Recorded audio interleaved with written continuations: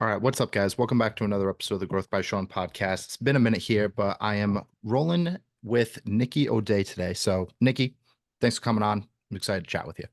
Yeah, thanks for having me. Yeah, for the people that don't know you, just a brief little synopsis about like who you are, what you do, that type of stuff, and then we'll roll right into things. Okay, cool. So I have predominantly been a nurse for most of my adult life, mostly emergency room, ICU, and I just kind of fell into health coaching. And I've been doing that full time now for a couple of years. Two grown children. Makes me feel so old to say that. Married, dog mom. That's pretty much me in a nutshell. Yeah. Um, I would love to start with like why you even switched from nursing to health and wellness. I understand that they're in the same realm, but some of the pros and cons of one versus making the switch to the pros and cons of the other, I think would be helpful for us to start. Yeah. So interestingly enough, most nurses aren't all that healthy, to be honest. Hmm. So, especially emergency room nurses. I don't know how many of us you know, but we're kind of a wild bunch. And you're just kind of like eating Pop-Tarts at the nurse's station and putting out fires all night long. And Hmm. so it's really just not a real healthy crew. And in my young 30s, I would say, like I was always just like skinny until I wasn't. And I felt like I just like woke up one day in a body where I was like, how did I get in this body? Why am I so frumpy? What's going on here? And I was starting to have a bunch of autoimmune stuff. And my doc was like, well, let's, send you to a rheumatologist, blah, blah, blah. Well, the path there is that you go on immunosuppressive drugs. And I'm like, that's not going to work for my life. I need to get my act together. And so I started doing what everybody does. I just started dieting. I'm the worst dieter on the planet, Shawn. If you put me on a diet, it's binge fest within like 2 days. Yeah. Yeah. So I'm like starving and then I'm like elbows deep in a bag of Doritos. And I was just like, what am I doing? I'm looking around at all these nurses who I work with who've been doing Weight Watchers for decades and they're still not healthy. And I'm like, this can't be my path. Hmm. So you would think that you know what to do as a nurse. And in some ways you do, but you really don't know how to like change your lifestyle. Right. Hmm. And so I started to really nerd out about metabolism because I wanted to lose weight, but really about like, how do I shift and just be healthy? I got to get this inflammation under control. And at the same time, I was like, I like being a nurse, but I didn't like how many hours I was working just to like make ends meet. And so I jumped on like the network marketing rabbit hole and it was like, I'm going to sell supplements and get healthy and blah, blah, blah. And that didn't really pan out. But I met a lot of personal trainers and health coaches, and they would come to me when they couldn't get weight off of their clients and be like, what do I do with this person? I'm just like good at it now at this point. And so they would be like, you know that you're a health coach. And I'm like, no, I'm not. I'm a nurse. And they're like, no, you're a health coach. And so that went on for a few years before I was like, oh, that's like a thing? Like you can be a health coach for real? And they're like, yeah. So I was like, all right, let's give that a shot, which I suck at marketing. So that really wasn't going anywhere. I was like, oh, I'm good at this, but I have nobody to help. Hmm. And so then I hired a business coach. That went nowhere. She was trash. Hired another business coach. Things took off. I started getting clients and it just really took off. There were things going on in my hospital that I just wasn't on board with. And so I was like, you know what? I'm just going to go for it. So I just like quit nursing. I've never not had a job. I've had a job every day of my life since I was 16. Uh, and I'm the one that, was largely supporting our family. So this was a really wild decision, it felt like. Um, but I did it and here we are. And I'm super glad that I did. Yeah. So the first thing that sticks out to me when you're in a nursing career, right? My sister is a nurse, and then so I see firsthand the long hours, no breaks. It's hard to eat, fuel yourself, even just a normal sleep schedule, stress, all of these different factors that go into it, right? And so, how can someone in that industry, we'll say, even start to get healthier when you're having these long bouts of 12, 16-hour shifts where you don't really get to eat? You're not being able to drink water, all of these different things. Is it possible, let's say, for the people listening?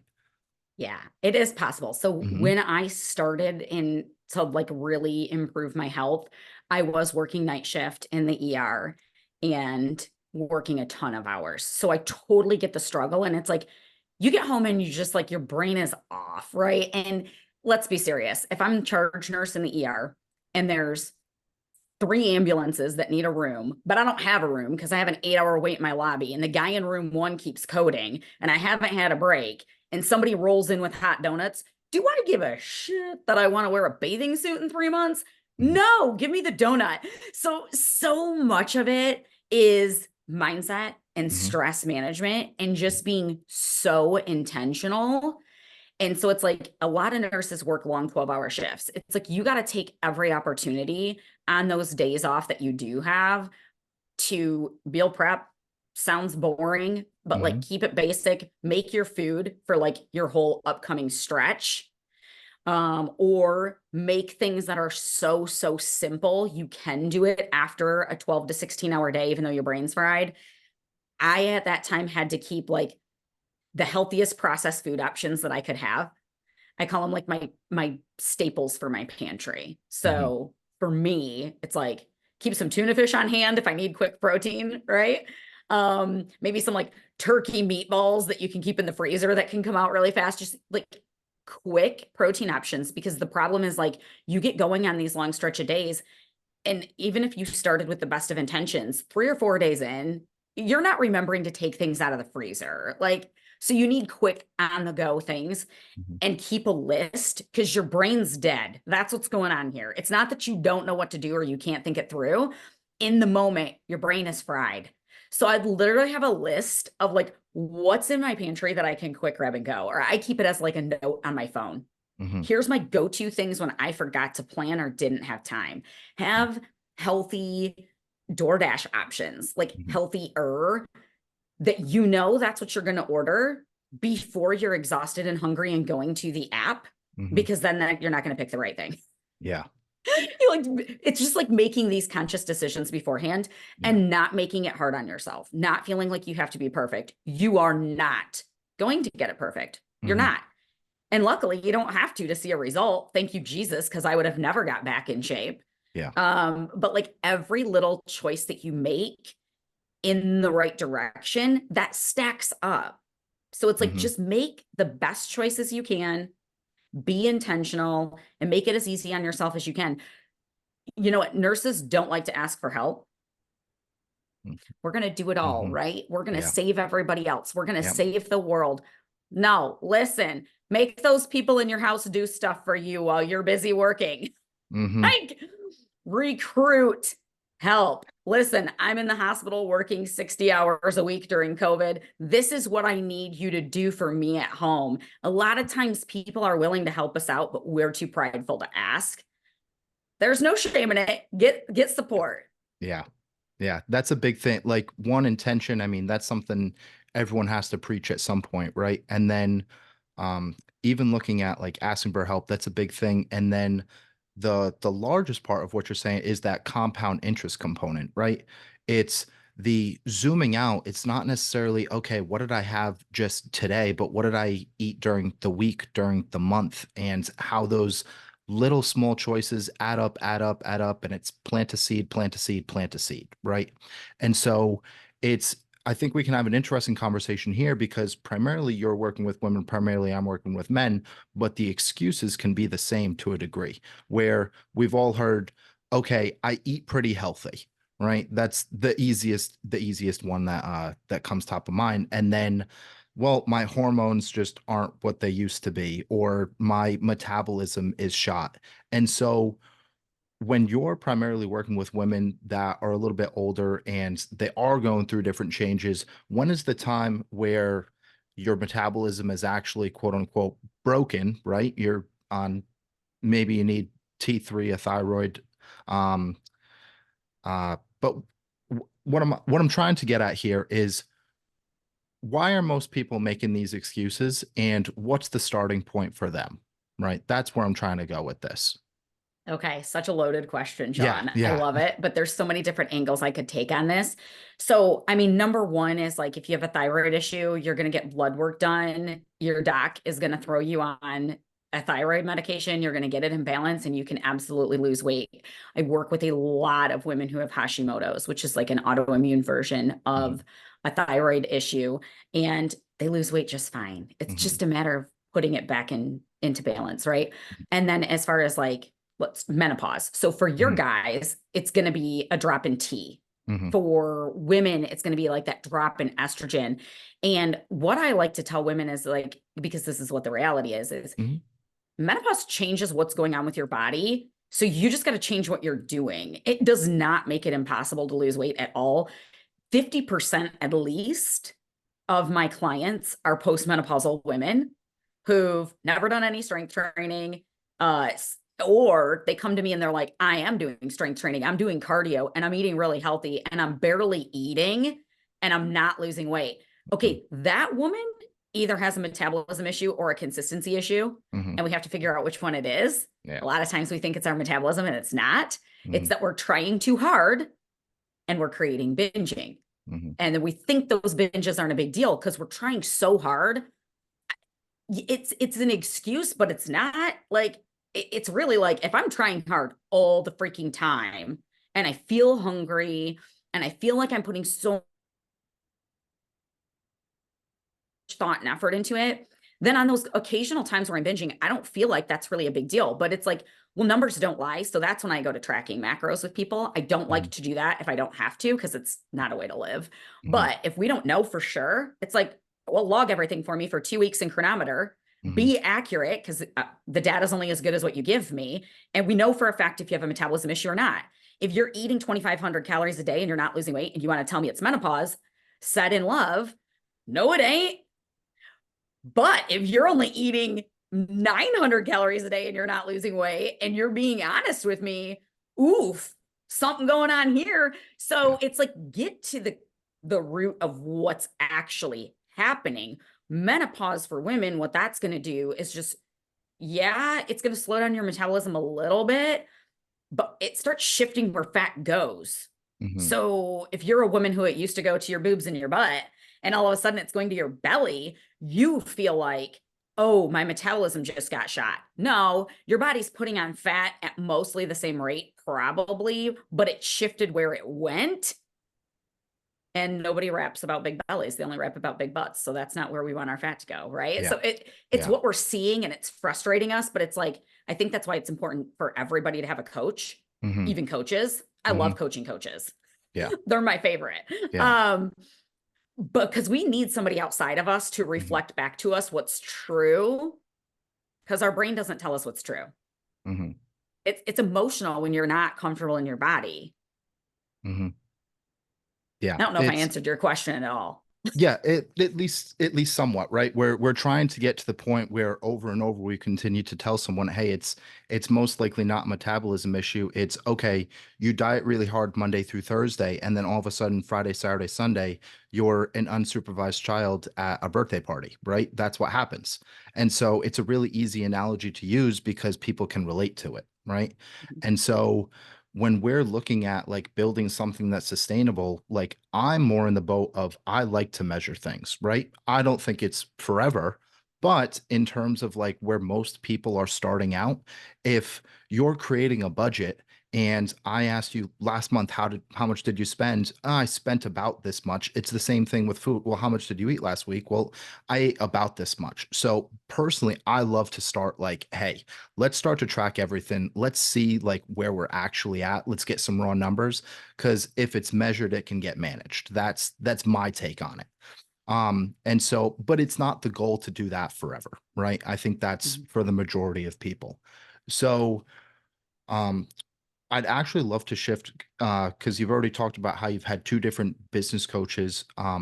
Where where did you think like things weren't so right with the first business coach that you had, and when and why did things start to shift once you hired the second business coach?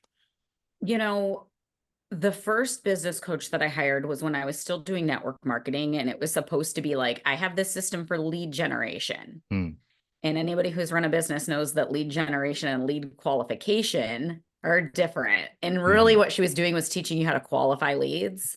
not how to find them. Hmm. And so it wasn't that I didn't learn anything. She taught me a lot about market research, which I think is such a great skill to have. Any coaches who are listening who've never done market research, go do it. You're going to learn so much. You're going to be a better coach. You're going to be a better marketer. And it's fun if you just enjoy the process. So she did teach me that, Hmm. but it wasn't what I needed to like pull all of the pieces together once I had my own coaching business. And Hmm. so I feel like what it was with that second coach was like, I had so many of the right pieces in place. Like Hmm. I had my signature offer and I had set up like my emails and I knew how to post on social media, but I didn't really know how to pull it all together in a streamlined flow. Hmm. It was like my business was just kind of like duct taped together. Hmm. And the second business coach was like, do this, do this. And I was just like kind of ignorance on fire at that point.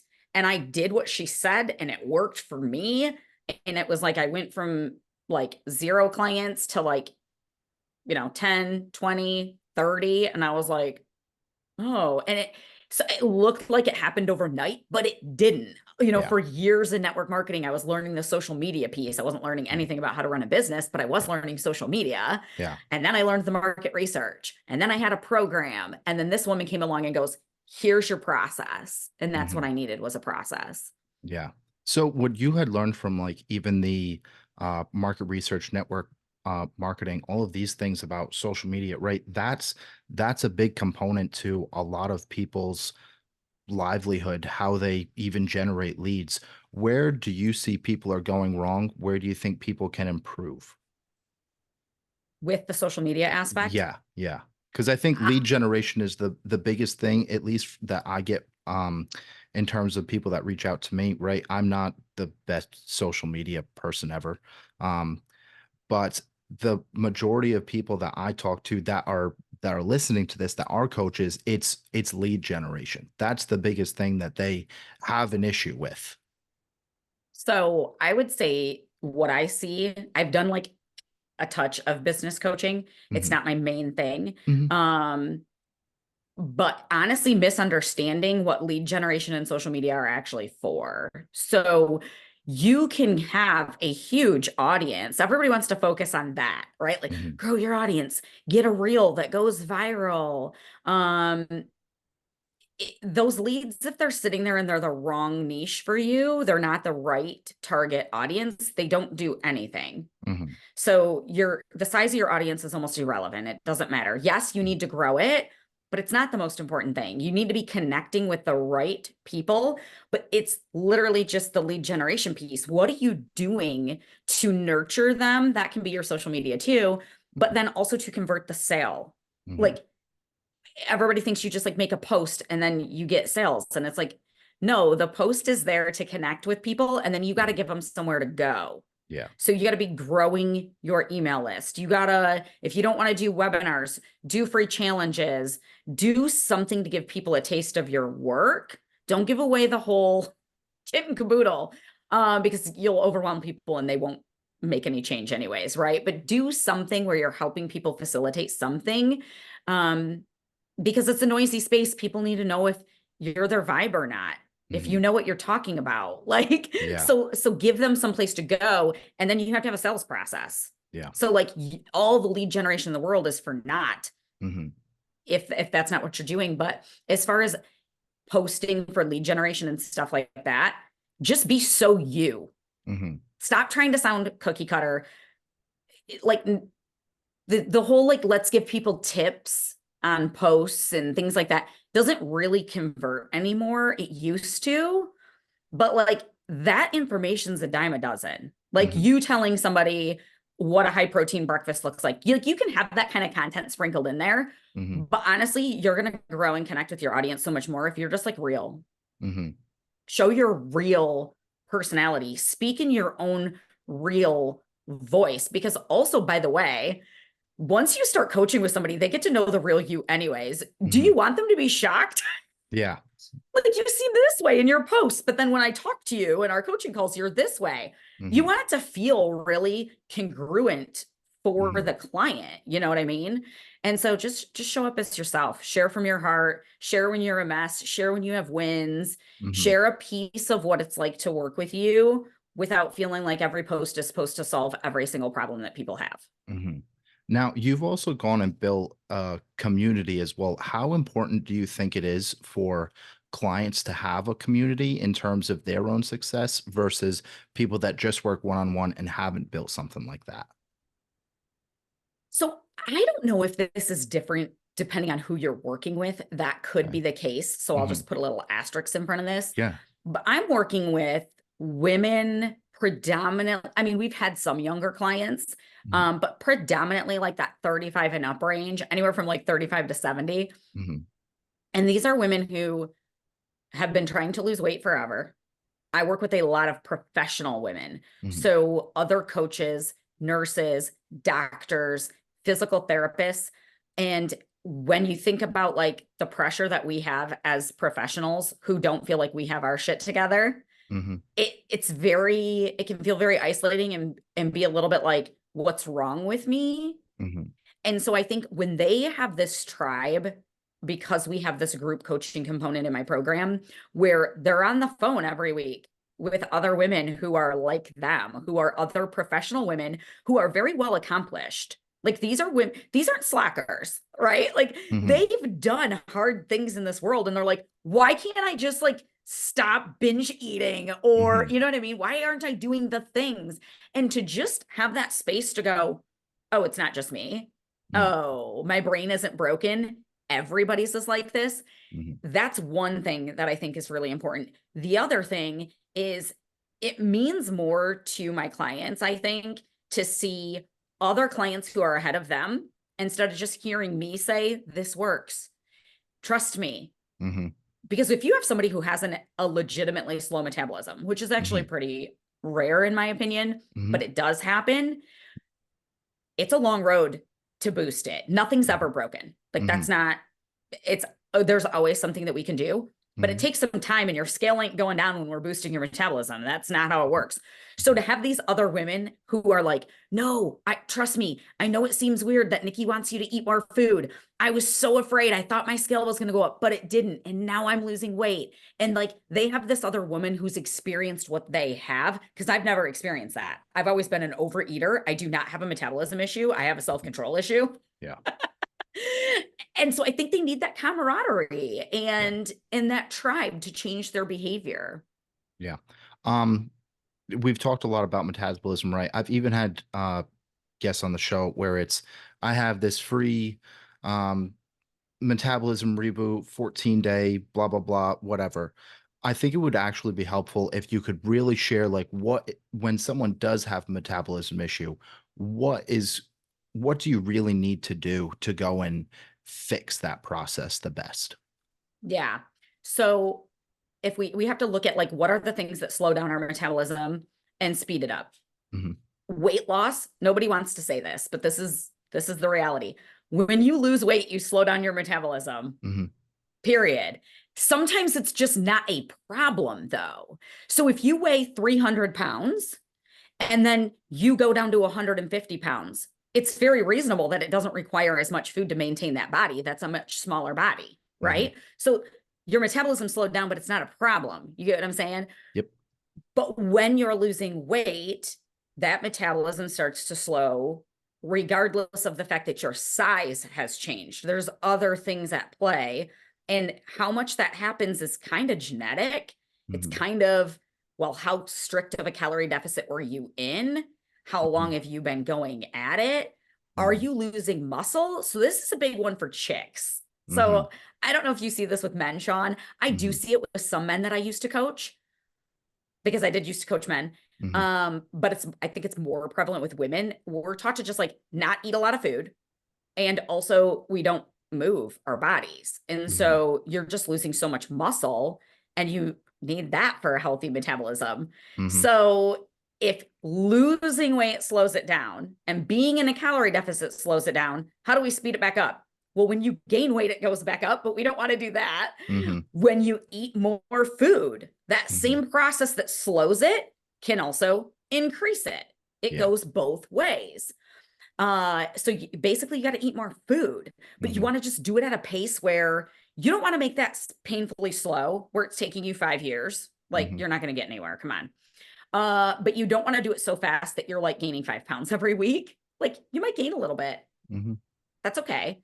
Yeah. But you don't want to be gaining rapidly. So it's literally refeeding your body. And if you have a low muscle mass, for me, in my opinion, the focus is on putting on muscle Hmm. primarily. Yeah. And then we can talk about getting fat off your body. Because if you're under muscled, it's a Hmm. huge problem for your overall health, your metabolism, all Hmm. the things. Yeah. You don't, I personally don't see it as much. It does depend on the person that I'm talking to, where it's salad for lunch, chicken and vegetables for dinner, right? And that's it, call it a day. It doesn't happen as much with a lot of the guys that I chat with, but it's not just some unforeseen thing either. A lot of guys, because they do want to have like more of a muscular build. They're not as afraid of it as much, right? Not as afraid of food, we'll say. And so what I'd love to touch on as well is, now that you're so well versed in metabolism, how to coach people health wise, and you're able to make real changes here. What was the difference like between nursing and this? What were you actually able to do for people as a nurse? And I understand that they're different, right? An ER nurse and a health coach. You're not going and doing the same things with people, but how much more value are you able to give people as a health coach now versus when you were an ER nurse? Like, how has that changed? It's insanely different. Hmm. So I don't want to undervalue the work of a nurse, Hmm. Hmm. especially an ER nurse. They Of work their course. butts off, Hmm. and you're of course helping people. I didn't see the follow through, and we're just putting out fires and fixing like emergent situations, Hmm. right? Um, and it is important, but what I'm doing, like I get to see how this is changing women's entire lives, because it when you're doing this the right way without a diet, and you feel healthier and you feel so proud of yourself that you're finally making the changes that you've been talking about making for 30 years. Hmm. Like it feels really good to finally do it. When I just interviewed one of my own clients who was like, I thought that it was genetic that my butt and my hips would be the way that they are, because it is for all the women in my family. Hmm. When you told me that's not true, I didn't really necessarily believe you. She's like, my butt's never been this small in my life, and I'm 50. Hmm. And she's wearing clothes that are smaller than the ones she had before she had kids 20 years ago. And so when women get that, like, this is possible and I've literally changed my body in an insane way, and then they have more confidence, and Hmm. then their relationships improve. They're more spunky in the bedroom, they have Hmm. more energy, they're more present with their family, because they don't, so many women are like, I just work and then I do the things I have to do with my kids, but then I want to crawl in my bed and watch Netflix because I'm so exhausted. And then just when that shifts and they're like, come on kids, let's go on a hike, and their kids are like, slow down, mom. We're tired. Yeah. Like, it's a completely different life. They're Hmm. like, I feel like I got my life back. Hmm. Now, I literally gave people back their life sometimes in the emergency room, but it didn't Hmm. feel like that, because it's like, you overdosed. I just gave you Narcan and literally brought you back to life. And then Hmm. you woke up and spit at me and tried to punch me in the face and called me curse words. Yes. Yeah. So these women, it's like, I'm just helping them eat better and move their body, and they're so thankful. Yeah. So it's just a very different vibe. Yeah. Now, one thing that stuck out to me, right? Someone that's been doing the same thing for 30 years, right? Not even necessarily stuck in their ways, but one of the toughest things to do, in my opinion, is challenge someone's thoughts and beliefs in a loving way, right? Giving them empathy, not necessarily just sympathy with how they view the world. How do we actually get someone to have those perspective and little mindset switches, those epiphany type moments to, hey, I know that this is what you've believed for the past 30 years, but come over here to this side because it doesn't have to be that way anymore. Ask really good questions.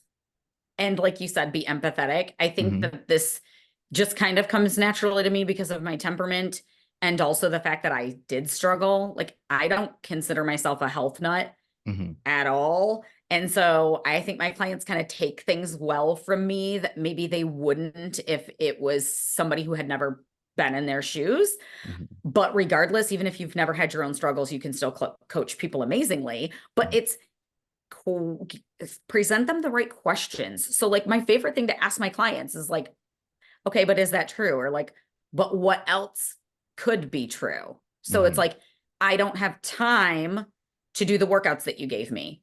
Mhm. They might not have time to do the workouts that you gave them. Did you give them things that don't line up with their schedule? Mhm. Or are they using time as an excuse? So then I go, okay, well, let's problem solve here. I just meet them where they're at. I'm like, look, we're two smart chicks. Let's figure it out. Give me your Mhm. freaking calendar. Let's Yeah. go. So do you really have time and you're wasting it scrolling on Netflix or scrolling on Reels like we all do? And I Mhm. tell them, I'm like, girl, no judgment. If that's what you're doing, that's cool. But like, let's get to the bottom of it. Do you not have time? Mhm. Where do you have pockets of time? Like, what can we do? Maybe that's not going to take as long. It's like, Mhm. or if they're blaming their metabolism, I Mhm. don't say it's not their metabolism. I don't know Mhm. until we track some numbers, right, Shawn? That's why you Yeah. like numbers. Yeah. So I go, okay, well, let's figure out if it is or if it isn't. Because if it Mhm. is, our strategy needs to change. But I tell them, I'm like, listen, whatever we discover, there's a solution. But we can't find the solution if we don't know what the real problem is. Mhm. So are you open to us finding the real problem? Yeah. And then it's just asking questions. Look at the data. Okay, you've been tracking for a week. This is how you've been eating. Do you think how you're eating should be causing weight loss? Yes or no? Well, no. All Mhm. right, no problem. What do you think we could do different here? Yeah. Yeah. And it can be that simple sometimes. And we just don't see it ourselves because we're not doing that audit for ourselves at times. Something that is a theme, right? We need to build muscle. We want to build muscle, right? It's important for us. Do you find that a lot of women are doing the cardio bunny, F45, the orange theory, all of those different types of, hey, let's move our body as fast as we can type workouts, and they're just kind of spinning their wheels? I'm just not sure on your thought processes on things like group trainings, right? Which I think can be beneficial to a degree, but not the end all be all. And from someone that has more people that go and do those different types of classes, where are you finding people are falling short if they do? Nothing necessarily against them, but depending on your goals and depending and setting yourself up for some realistic expectations. What are your thoughts on those? And are people falling short by just doing something like that versus a dedicated 20, 30, 40 minutes of strength training? Yeah, that's a great question. I think it depends on the person and where you're at with things. So, like, if you are sedentary Sally who just rides the couch like I used to, Hmm. and you want to go pop into an Orange Theory class or go do Pilates or even just jump right in and be crazy and go to CrossFit, like whatever you want to do, like go do you. Literally, almost anything is technically resistance training if you never move off of your couch. It's just that it's not going to stay resistance training for very long, right? So Hmm. it's getting women to understand they're like, well, if I'm doing this and I'm doing my Stairmaster, but I have it at a really high like resistance, then isn't that resistance training? And I'm like, yeah, for like the first week that you did it, but then your muscles adapted and no, now I need you Hmm. to pick up heavy things. Yeah. So I think educating them on how your body builds muscle Hmm. is one factor. But yeah, if you've been working out for a long time and you've been doing the same hippity hoppity workouts and like the Orange Theory and stuff like that, Hmm. where you're just like burn, burn, burn, burn, burn. Hmm. It's getting them to understand that like when you're in the gym, I don't actually want you burning calories. Not that I don't want you burning Hmm. calories, but I don't care about that. Hmm. Get it out of your head. Yeah. Some exercise is for building your cardiovascular health and burning calories. But if you're coming at me telling me that you have way too much fat on your body and we're looking and we're like, yeah, and you have no muscle, your workouts aren't about burning calories. They're about putting Hmm. on muscle. Hmm. Here's how that has to happen. You're not going to do that in that type of group fitness class. Hmm. Now, there are some group fitness classes where they're doing actual strength training. And Hmm. I'm like, if you like the group dynamic, let's find you a strength training group class in your area Yeah. and go do that instead. So I tell them basically like, how do I want your workout structured? Now let's find a place that you can do that and enjoy it. But if you've been like jumping around in your living room to Beachbody videos for 5 years, you're ready to up level. Yeah. It's not that was a waste of time, but we're ready to up level now. Yeah. That was definitely one of the best explanations that I've gotten on this show for that specifically there, right? Because Oh, good. we can, yeah, it was good. It was great. It was very easy to follow, right? Because a lot of times people are just like, yeah, don't do that because it's not worth it, right? And that's kind of the end of the conversation, which isn't necessarily beneficial. We're not just going to listen to something like that. I don't think that there's anything that you should ever just like, don't do it. Almost anything that you're doing for your body has value. It's just in what context. Yeah. And again, what problem are we trying to solve? If we're trying to solve the problem of calories in, calories out, fine, go jump around in your living room to a Beachbody. But if we're trying to put muscle on your body, well, now we got to talk about how do we do that? All exercise isn't doing the same thing. Just like if you go to your doctor, every drug that he gives you isn't doing the same thing. There's not one magic pill for something, but they're all drugs. Yeah. But they're different, and exercise is the same way. Yeah. No, that's perfect. So, Nikki, can we just where can we find you first off, and then we'll get into the last question of the show here.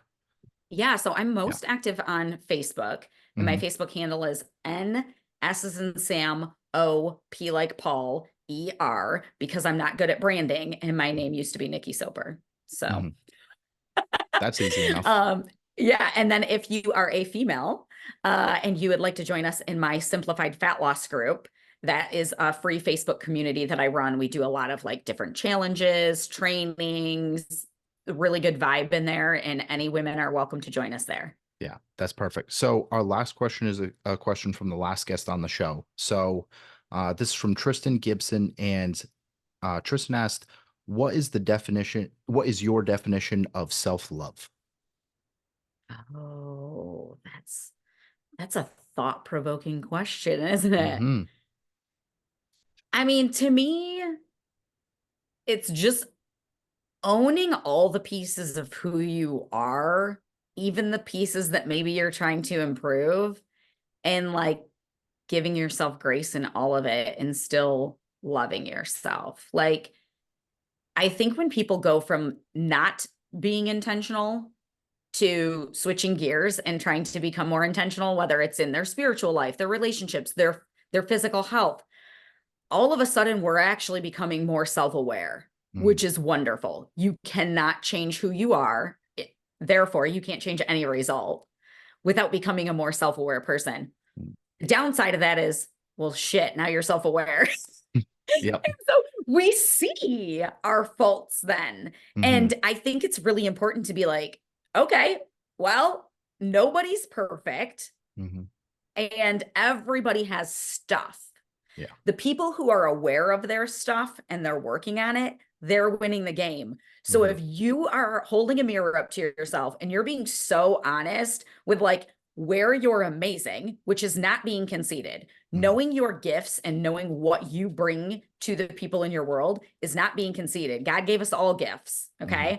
So knowing it isn't conceited. If you think you're better than people because of it, that's being conceited. But owning your stuff and being like, I'm so good at this. I'm so good at this. I'm here for it. Celebrate it. But seeing, all right, well, this maybe isn't so great. Maybe I should do a little work here, but it's not judgy.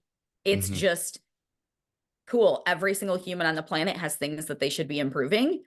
That's life to me. That's like the journey of life is just getting better and better and better. And you never fully arrive, but enjoy the process of getting better and just laughing at yourself when you fail. You guys, every once in a while, I still end up elbows deep in a bag of Doritos. And I've been at this for 9 years and I go, oh, how'd I get here?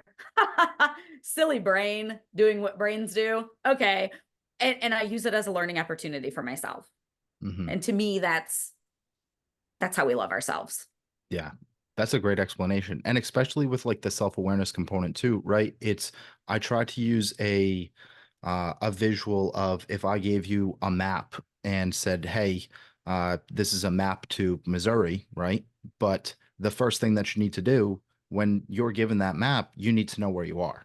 right? Because if you don't know where you are, and I think that's self-awareness, it's seeing where you are. Because if I just give you a map to Missouri, but you have no idea where you are, then it doesn't really matter, right? Yeah. And so that was a great explanation. Appreciate you being on the show. Um, yeah, I thank you like your very map much. analogy. I'm stealing that, Shawn. Go ahead. Go right ahead. Yeah. Yeah. I think that's so good for like weight loss and health is like, okay, well, Mhm. to know where we're going, you got to know where you are on the map. Otherwise, you're just trying random things like let's Yeah. do fasting, Yeah. let's do rucking. Okay, Yeah. those all might be fine things, but where are you on the map? I love that. Yeah. It's I don't know if it was I don't think I came up with it, right? I think someone explained it to me at one point. I just don't remember who or when or why or any of those different aspects. But like again, like I even shared on a podcast I was on last night, it's we can all have these big, huge goals, and a lot of it is about reverse engineering, right? And you need to meet yourself where you're at because if you have no idea where you're at, then hey, it's great that you know where you want to go, but you don't like if you can't even recognize different patterns and all of these triggers and XYZ that you have now, then you can't really change them. And that's all self-awareness is. That's Mhm. 80% of the battle is having the self-awareness to say, hey, you know what? Oh, I have all of these things and these are now what I want to change. It's not just, oh, I want to be better, right? Or I want to, yeah, all of these vague different things that we want to come up with. And what you just described is everything about losing weight or Hmm. changing your health. It's Yeah. not how much protein do I need? That's Hmm. so easy. It's Yeah. not what should my macros be? That's so easy. What workout should I do? The science of losing weight isn't the tricky part. Hmm. It's us. Yeah. We're the complex variable. Hmm. Yeah. And that's it. So, all right, Nikki, I appreciate you being on. Guys, thank you for listening to another show. Thanks for having